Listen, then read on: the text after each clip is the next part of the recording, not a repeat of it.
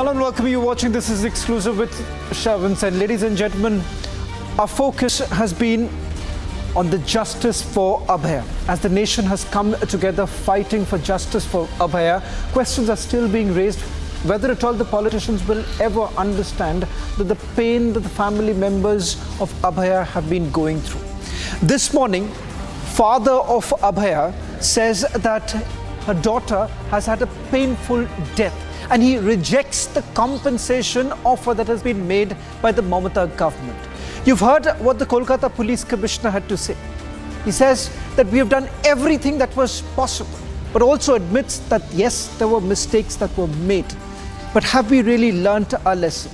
11 years ago, when we saw the plight that Nirmaya was in, after that several promises were really made. What really happened to those very promises?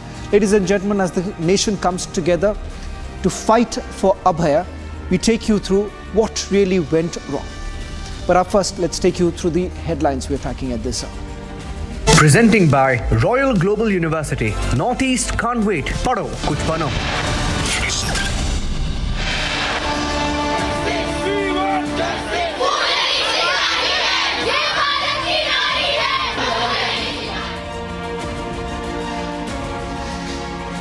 Seven days on, doctors continue to hit the streets demanding justice for Abhaya. IMA announces 24-hour strike.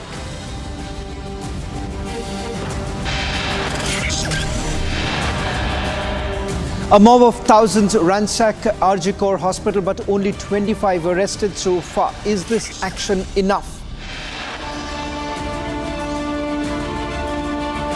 The best lack conviction. The worst are full of passionate intensity. There is state-sponsored horror that is there. West Bengal governor hits out at Mamata government, says Arnab hospital attack was state-sponsored. Calcutta High Court pulls up Mamata government, calls it complete failure of state machinery.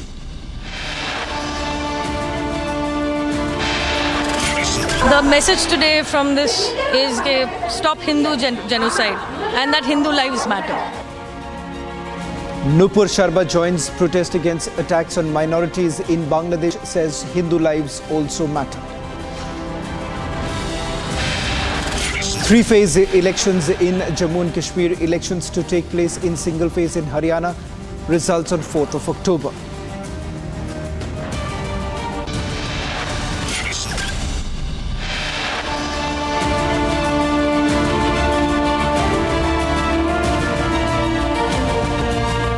Presenting by Royal Global University. Northeast can't wait. Pado, kuch bano. Ladies and gentlemen, you saw those images when thousands ransacked Arnab hospital. This was on a day when the entire nation came together fighting for justice for Abhaya. There was an attempt to perhaps destroy the evidence. That is the only reason that explains as to how exactly the mob was actually allowed to enter Arnab hospital. As a response, only 25 people were arrested by the West Bengal police. In fact, you've had the top cop of Kolkata saying that they've done all that they could have. But is that really the case? Ladies and gentlemen, today the entire nation has united, demanding that justice should be provided. But we still see politics being played over this entire issue. In fact, the Indian Medical Association has now called for a nationwide strike. Tonight on This is Exclusive, we will be going across to the IMA President to get a better understanding as to what exactly are the doctors really demanding. But before that, take a look at this detailed report.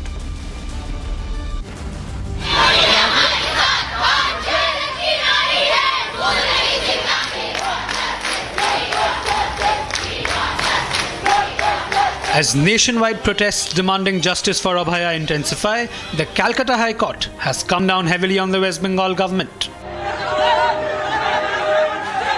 Reacting to the violent attack on the Arnab Medical College campus in an alleged attempt to destroy evidence, the Calcutta High Court rebuked the Mamata government, calling it an absolute failure of the state machinery. The High Court pulled up Mamata's administration for not taking measures to prevent such a huge mobilization of people that resulted in violence and vandalism on the grounds of RG Kaur Medical College. Meanwhile, the outrage amongst the doctors community is only mounting. आप भी कुछ बताइए कि आपको लगता है कि जो पब्लिक हॉस्पिटल्स है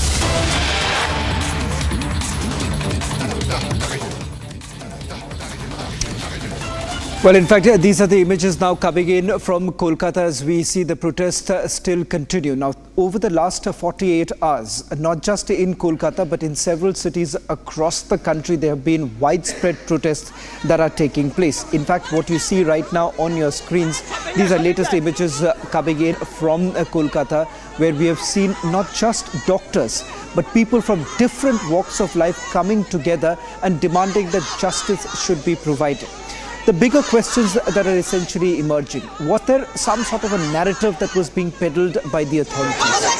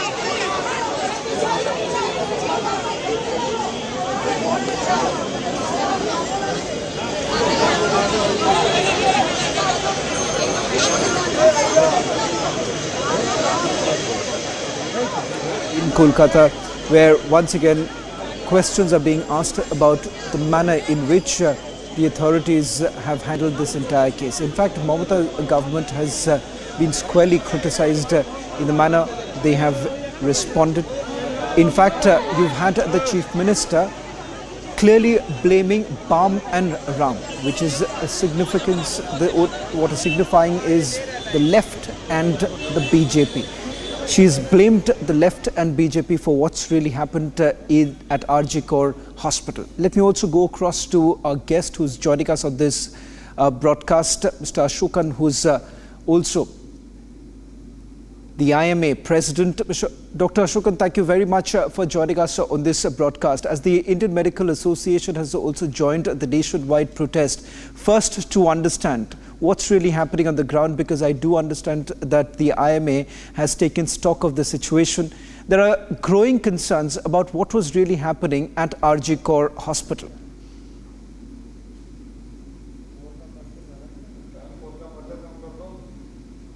Dr. Ashokan, if you can hear me. Yeah, I can hear you. Go ahead. The question that I was asking you, as the Indian Medical Association has also joined the nationwide protest that we are seeing, not just in Kolkata, what's the sense that you're getting in terms of what has been done so far, in terms of the response that has really come in from the authorities and the promises that have essentially been made?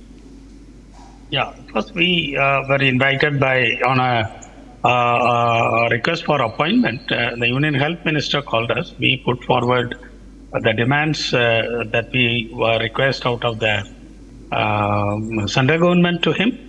And we also narrated in the very first day that what we require from the state government. The state government is, the first day itself, we said that a fair and transparent and time-bound investigation should be conducted and the culprits must be brought to justice. On the very first day, the statements were very encouraging, but from second, third, fourth, and fifth days, somewhere the investigators got stalled. They were able to produce one person who was supposed to be the culprit, but the crime, the nature of the crime is so brutal.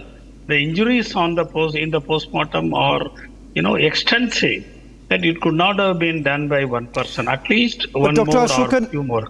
Dr. Ashokan, that has now been refuted. You've had the Kolkata police and perhaps some Trinamool Congress leaders once again saying that this is a fake narrative that is being built and that should be avoided. That's what they say, despite many now coming out in the open saying that the autopsy report clearly reveals that there is a high possibility that it could be more than one person. Exactly. That is what exactly we told on the first day.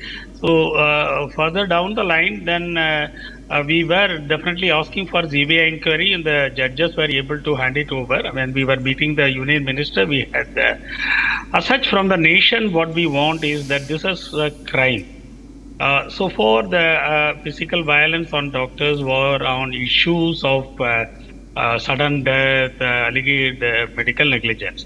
But in a workplace, a doctor did not have safety and was brutally raped and killed. And this takes a different dimension of crime and the security of doctors and other lady health workers. So we have gone to the central government. We are asking for a central law as a deterrent.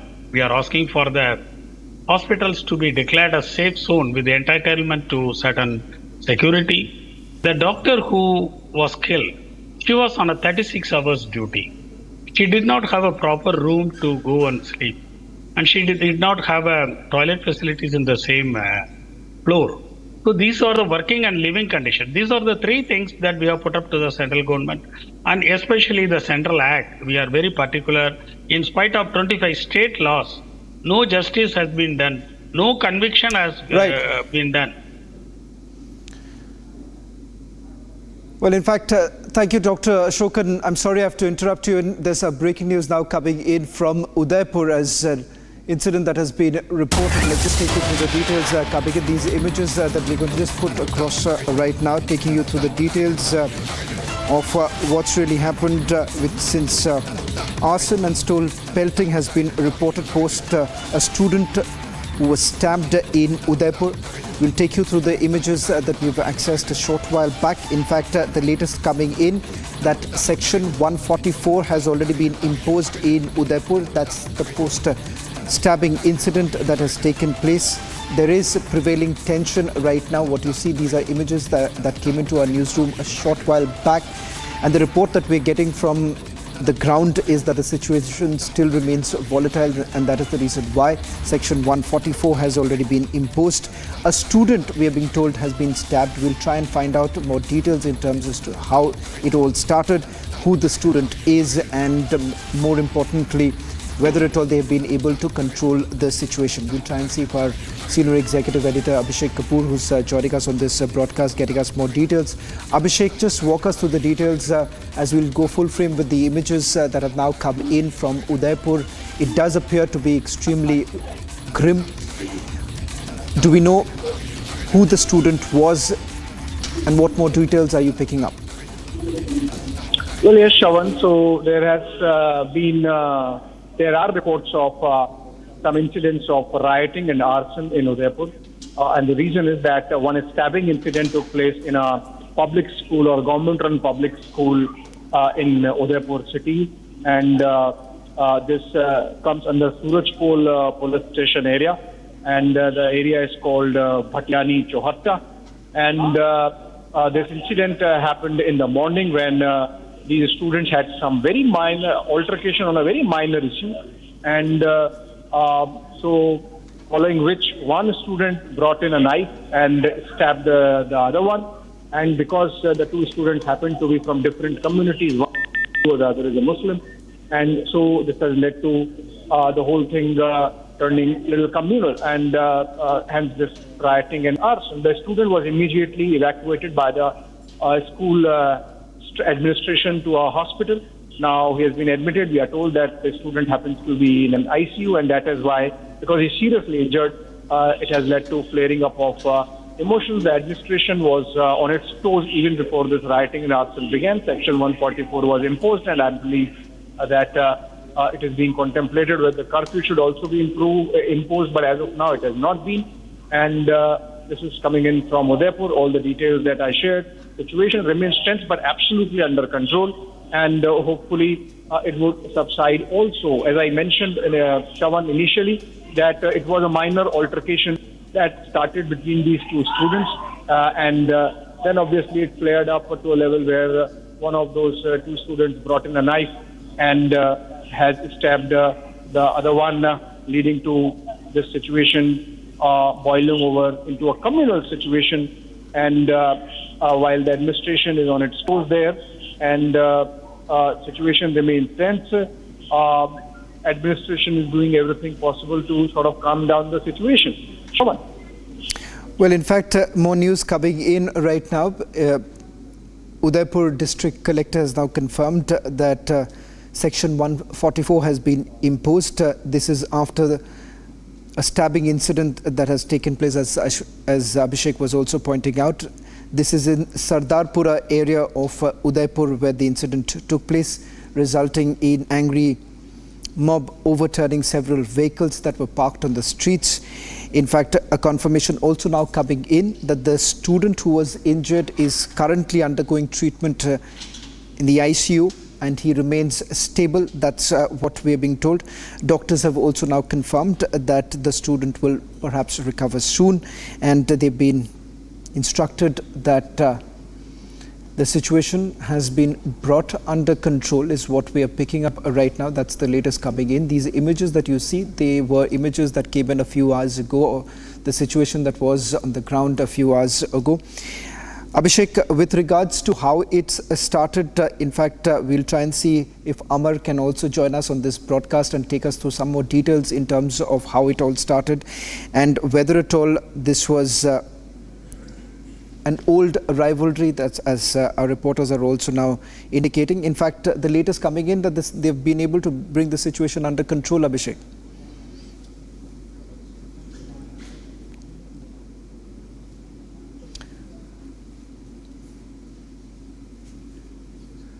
Abhishek, if you can just take us through the details that we're getting in right now. A confirmation coming in from Jaipur reporter that the situation has been brought under control. Yes, Shawan, if you are getting me, the situation is under control. And as I mentioned, the two students identified as Ayan Sheikh and Devraj, and Devraj happens to be in hospital now. But the situation, in fact, the two were disengaged, and Devraj was immediately taken to a hospital. And because the situation turned communal, the police had to get in. As of now, information coming in that the situation remains absolutely in control and calm. There was just one flare-up that has happened in the pictures of which we are showing, an incident of arson and rioting. But still, it's not a rioting where two sides are engaged in some kind of pitched battle. It's there's some element of arson, of some vehicles standing, vehicles at a public place, and since then, all emergency services have been pressed into service, including the fire service, and the situation has been brought in control. The administration, along with the district police, are there in all those affected areas, 3 or 4 police station areas, to keep nerves from fraying again, and hopefully the things would calm down very soon. Well, in fact, also more breaking news now coming in. High-level meeting has already started at the district collector's office to bring the situation under control. That's also another update coming in, Abhishek. Yes, Shaman. So, Udaipur Collectorate Office, there is some meeting going on. This after, of course, bringing the situation under control. All the administrative officials, as also the police administration, they are there in the meeting along with representatives from the political leadership, including the local MPs, for example, and they are working in a manner that the communities really calm down, pull back, and it does not boil over from here on. And while the boy is taken care of and is in hospital, it is hoped that he would have an early recovery and be brought out of ICU soon.